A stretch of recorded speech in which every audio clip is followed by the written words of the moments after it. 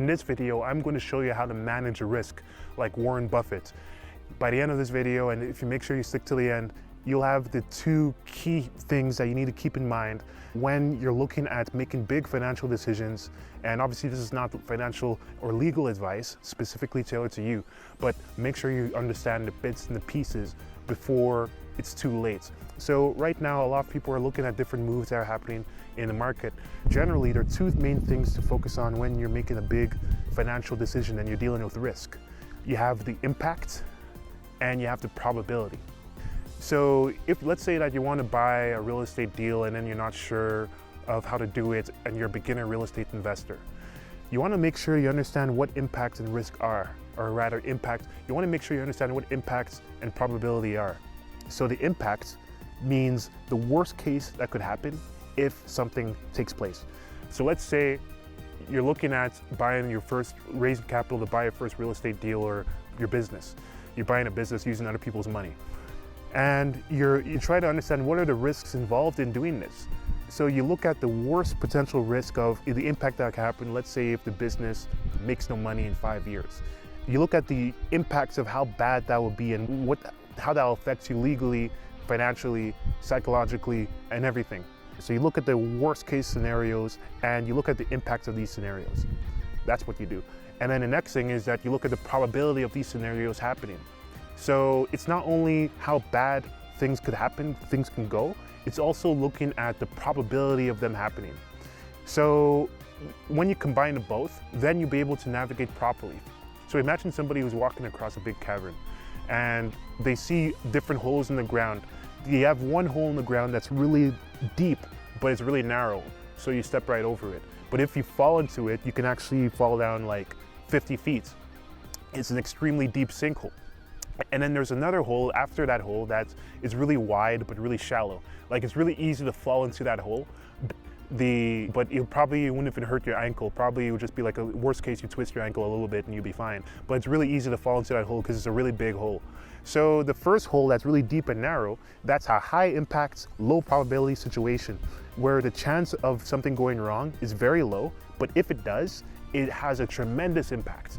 And then the second hole is an example of something that goes a little bit wrong. Like maybe you get hit with a tax bill you don't expect, that's not that bad, or you deal with a customer complaint that you resolve or something. But then the chance of that is really high. But then you deal with that and then you go forward. So the points I'm making is you want to know both the two dimensions of risk. And then when you do that, then you'll be able to make better decisions and you won't confuse things that are urgent with things that are important, because it's always important to manage the downside. And as the millionaires do, and in a book called Money Master the Game by Tony Robbins, he focused on managing the downside risk and on removing the downside completely. Because investors usually won't put themselves in a position where they're taking any huge financial risk, but they'll make sure that they're getting a huge upside. So you'll want to remove, even if there's a low probability, you want to remove things that can completely wipe you out. Because if you lose a lot of capital from the decisions that you make, it could set you back a year. And the time to recover would be so horrible that it's not even worth even taking the chance. Whereas if you just take small risks that are really capped, that may have higher probability, perhaps it wouldn't be that big of a deal. And the last thing that to share is really ways to lower these risks and to lower the probability of risks going wrong is usually through experience and knowledge. There was a show where the YouTuber Stephen and Dave Ramsey went on the show and he said, what should I invest in? I'm too overexposed in real estate. I have about 60% or something of my assets in real estate. And then Dave Ramsey said, don't worry too much about that, because how much about real estate do you understand and know? He said, about like 90%. He said, okay, I put 90% of my money in real estate. So the point is, risk mostly comes from that which you don't understand. And Warren Buffett usually would say things about putting money in things that you understand. That's why he would recommend to the average public to just put their money in the S&P 500.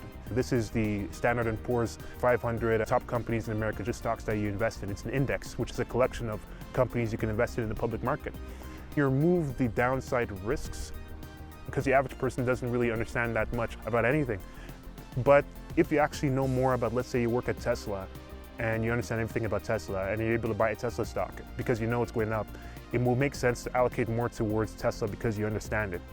So with this, if you want to work with my team in Raises.com and actually create your private equity deal and raise money, head to Raises.com. But if you're not ready to do that and you want to learn about how the process works, make sure you watch the next YouTube video, and it's somewhere on the screen, which walks through a lot of some of the key concepts that we talk about. And so with this, we'll see you in the next one.